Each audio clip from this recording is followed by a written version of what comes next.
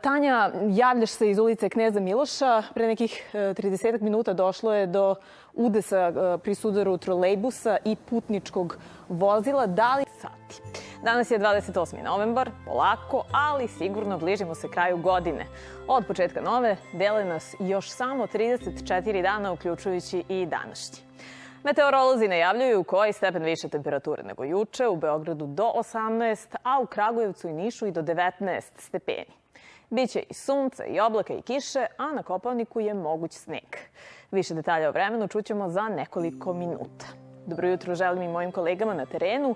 Prve izveštaje ovog nedeljnog jutra pripremili su Tanja Zindović u Beogradu i Ratko Bečki koji se javlja iz Kraljeva.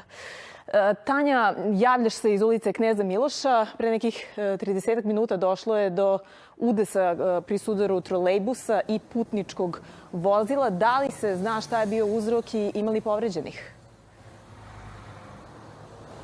Prema poslednjim informacijama jedna osoba... Tanja, hvala ti. Mi se vidimo još tokom ovoga jutra. Bila je to naša Tanja Zindović. Idemo sada u Kraljevo. Ratko Bečki je ispred COVID ambulante u ovom gradu. Ratko, dobro jutro. Znamo da vikendom ima manje pregleda nego radnim danima. Kako je jutros i do kada će raditi ambulanta? Dobro jutro.